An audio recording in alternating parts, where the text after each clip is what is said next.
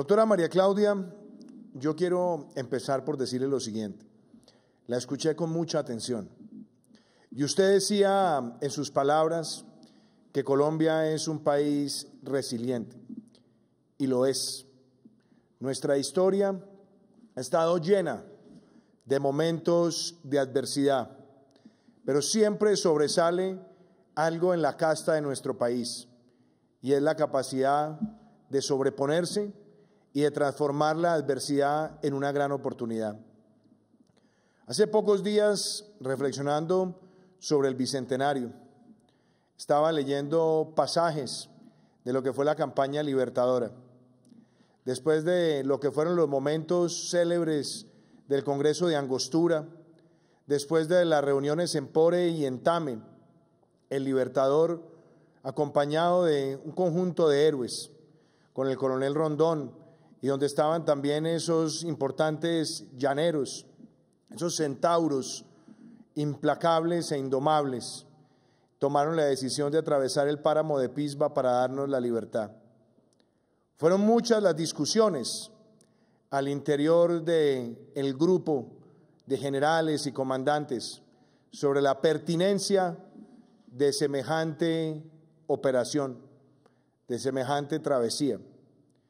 Y hubo algo que fue sobresaliente: la perseverancia y el deseo de salir adelante y de darle a nuestro país la conquista de la libertad. Fueron momentos muy duros, inclusive atravesando el mismo páramo. Muchos de los que acompañaban al Libertador no tenían el atuendo propicio para enfrentar las inclemencias de la naturaleza, las adversidades del clima.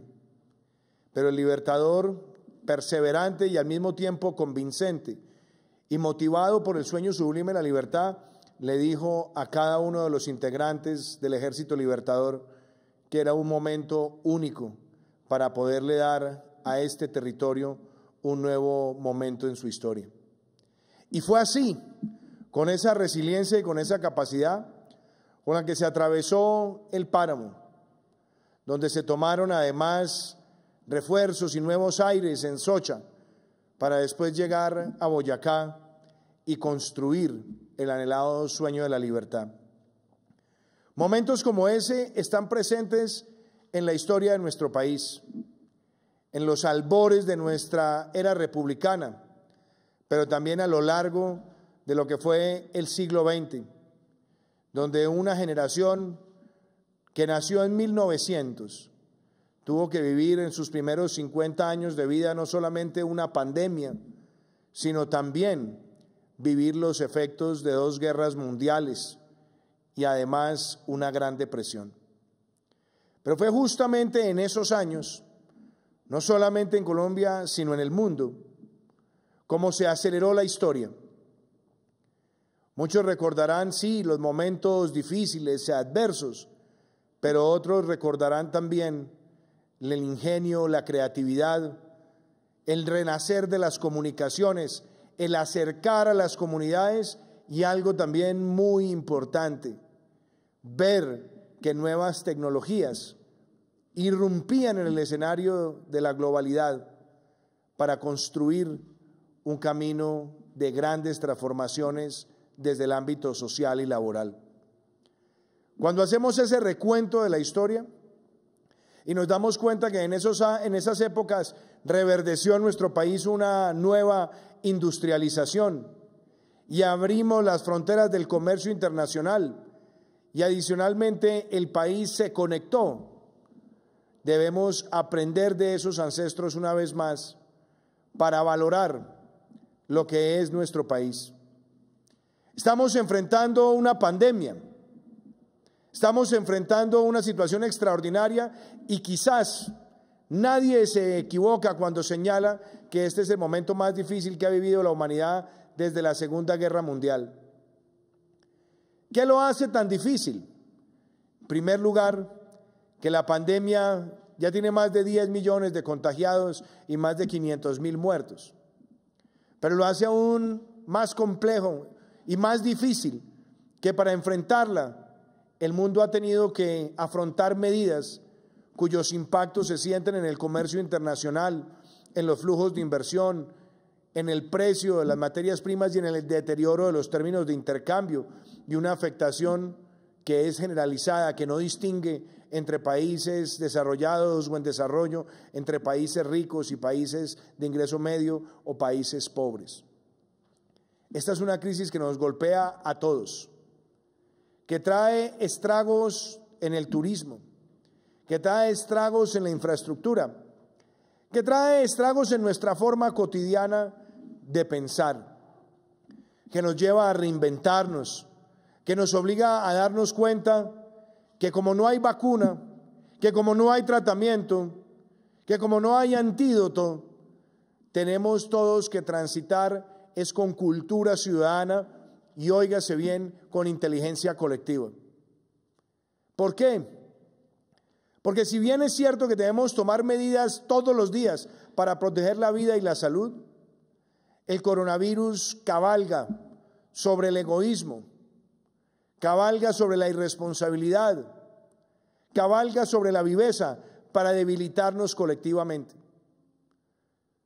Quizás la forma más eficaz para enfrentarlo ante esa realidad de la ausencia de vacuna y de tratamiento es que todos nosotros entendamos que hay una nueva urbanidad y una nueva ética colectiva. El uso del tapabocas, el distanciamiento físico, que tengamos los protocolos de bioseguridad, que protejamos a quienes están más expuestos a la letalidad del virus. Todo eso nos va a ayudar a mermarle velocidad exponencial a la pandemia y a dar pasos proactivos y decididos de reactivación de vida productiva. Son más de 107 días que llevamos enfrentando esta pandemia en nuestro país. El número de muertes por millón de habitantes, el número de contagios por millón de habitantes, la baja letalidad, la baja positividad, nos permiten a todos mirar con optimismo los desafíos, sin triunfalismo. Podemos darnos cuenta cómo nuestras respuestas han sido armónicas con los principios constitucionales, porque no hemos improvisado, no hemos estado con actitud de ventoleras, ni de agresiones de momento, ni hemos estado buscando cabalgar sobre el provecho político para enfrentar esta pandemia. Hemos obrado con sentimiento patriótico y con la Constitución y la ley en la mano para sortear las adversidades. Así como hemos logrado avanzar en la protección de la vida y la salud, fortaleciendo también las capacidades de unidades de cuidado intensivo en el territorio. Y aprovecho para agradecer hoy al gobierno de los Estados Unidos por su contribución con equipos para enfrentar esta pandemia, que en nuestro país ha sido aplaudido por las decisiones tomadas. Pero no es solamente la salud, es también la protección indeclinable de las personas más vulnerables. 2.7 millones de familias en acción con refuerzos extraordinarios. 276,000 jóvenes en acción con refuerzos extraordinarios. 1.7 millones de adultos mayores con refuerzos extraordinarios. 3 millones de familias que no estaban en ningún programa social recibiendo hoy ingreso solidario, y 1 millón de familias recibiendo la devolución del IVA. A eso se le suman 2 millones o casi 2 millones de mercados distribuidos en el territorio nacional. Y el apoyo también con refuerzos nutricionales del ICBF a millones de hogares, o el programa de alimentación escolar en casa con el concurso de gobiernos locales. Pero no solamente actuamos en esos dos frentes, sino también en proteger la actividad económica. Pusimos en marcha el programa de apoyo al empleo formal, que se acerca a 3 millones de beneficiarios, más de 100,000 empresas que han recibido el subsidio del 40% de un salario mínimo legal vigente. La puesta en marcha de programas de garantías del 90% de créditos de nómina, y cómo se materializará el subsidio de la mitad de la prima del mes de junio. Estos programas no tienen precedente en nuestro país, no tienen parangón y son referente regional.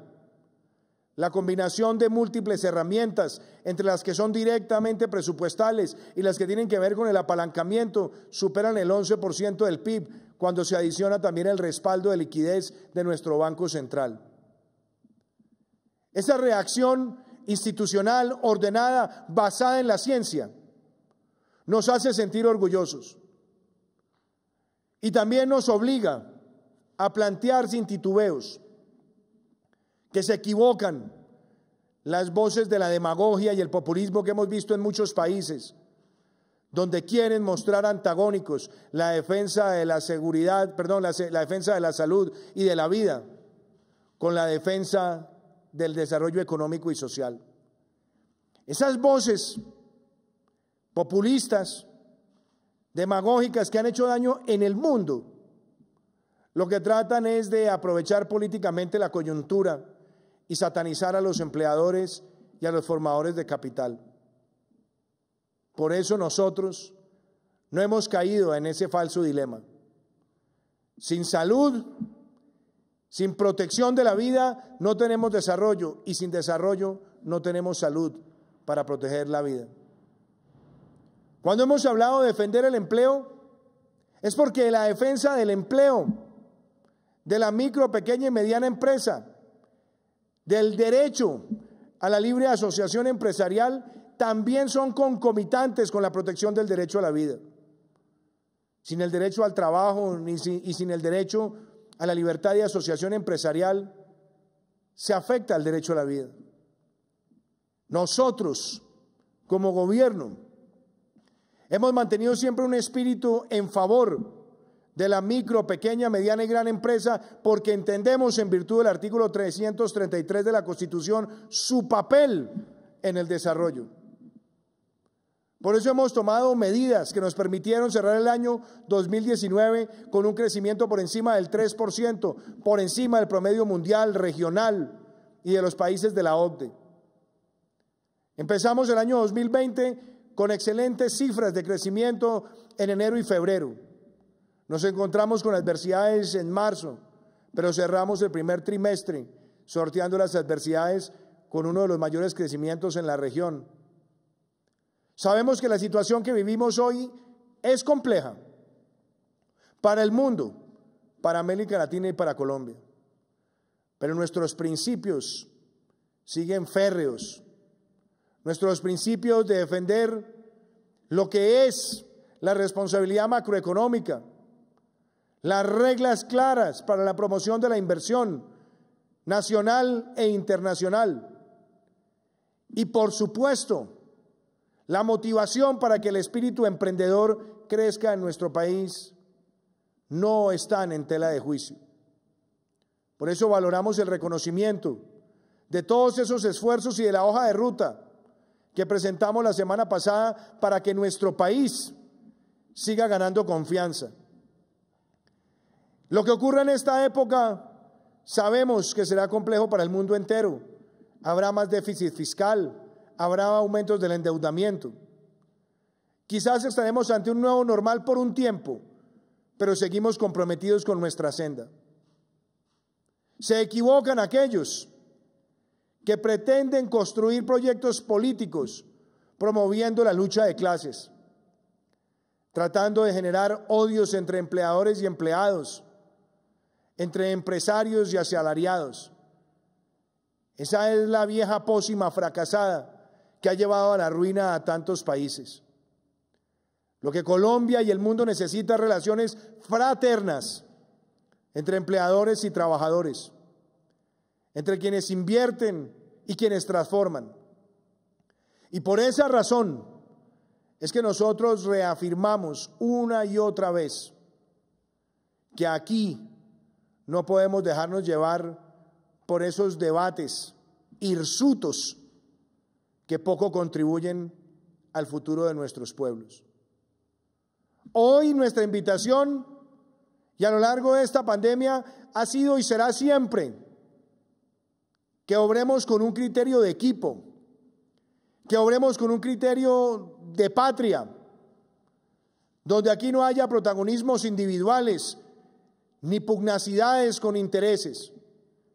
Aquí lo que buscamos es que todos construyamos.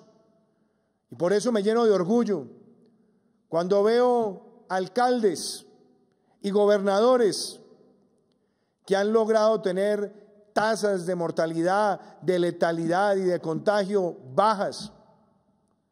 También cuando hemos visto quienes son embestidos por la adversidad y la superan con criterio y con sentido. Y aquí todos somos quienes construimos el éxito. Aquí no hay éxitos individuales. Y valoro profundamente este encuentro con el AmCham. Una vez más, porque hay empresas norteamericanas que llevan en nuestro país décadas enteras, varias décadas, y han creído en el talento nacional, en la inventiva nacional, en la creatividad nacional. Han creído en nuestra independencia institucional, han creído en la longevidad merecida de nuestra democracia y han creído además en la capacidad de tutelar los derechos a través de las vías judiciales cuando se presentan controversias. Hemos visto muchas de estas empresas generar valor, transformación productiva y hacer de Colombia un centro de innovación en sus respectivas áreas.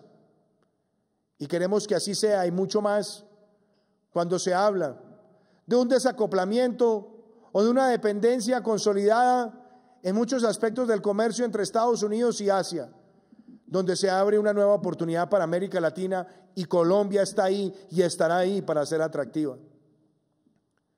Yo celebro que en muchísimos debates y en muchísimas situaciones complejas y adversas, estas empresas que hacen parte de AmCham siempre han querido contribuir a nuestro país. La relación nuestra con los Estados Unidos es una relación de aliados, pero es una relación de principios compartidos. Decía el otro día una historiadora cómo entre 1821 y 1822, cuando se dio el reconocimiento de nuestro país por parte de los Estados Unidos, empezó una relación de intercambio, una relación donde se valoraban aspectos de la institucionalidad. Un presidente de Estados Unidos, William Henry Harrison, fue el primer embajador de Estados Unidos en nuestro país. Dejó bellos testimonios de lo que fue su estadía. Después, con el pasar de los años, vimos las visitas de los jefes de Estado norteamericanos para reafirmar también esos valores.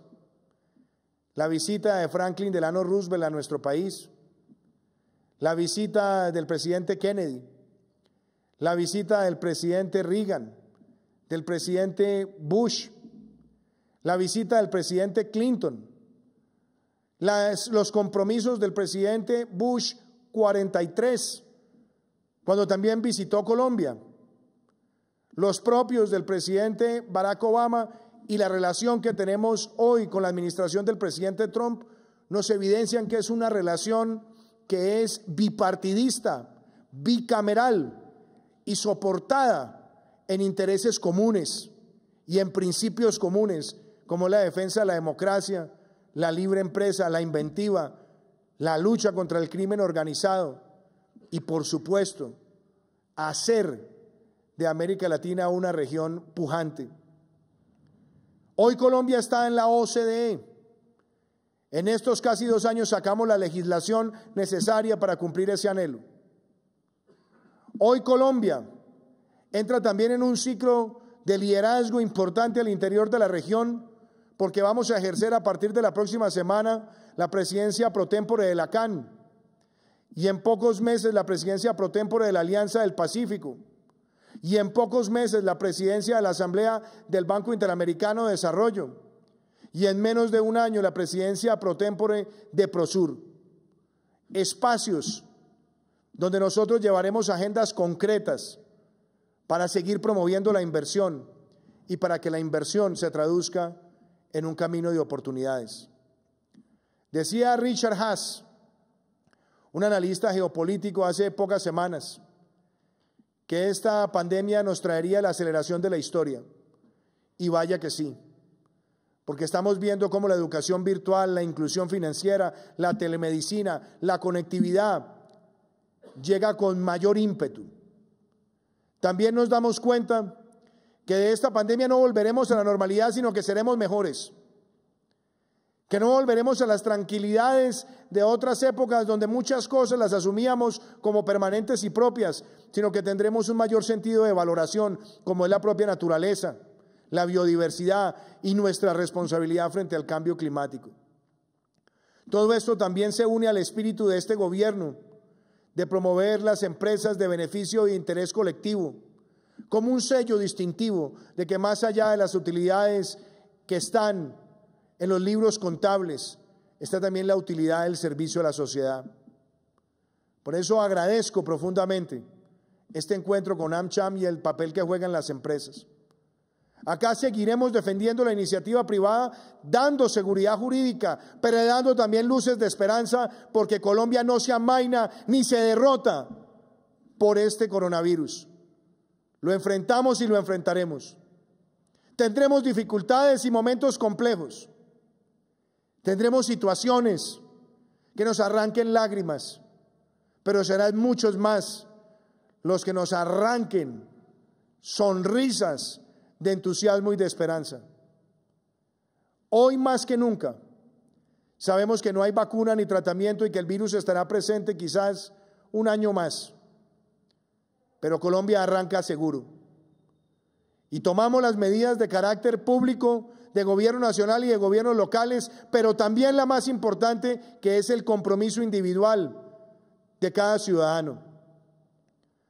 No son opciones para la vida en sociedad estar en confinamiento permanente. Hemos visto los estragos, pero también sabemos que el tiempo ganado para quitar velocidad exponencial lo tenemos que seguir ganando con nuestro comportamiento. Y nos adaptaremos, así como lo hiciera en su momento el Ejército Libertador atravesando el páramo de Pisba para darnos la libertad. Nos adaptaremos como sociedad para salir victoriosos. Nos adaptaremos como sociedad para recuperar lo que hemos construido con tanto esfuerzo y para evitar que se afecte. Y eso se logra con un trípode: el Estado, el sector privado y la sociedad. Ese es el espíritu con el cual nosotros trabajamos y ese es el espíritu con el cual queremos que AmCham siga también contribuyendo a la construcción de un mejor país. Muchísimas gracias.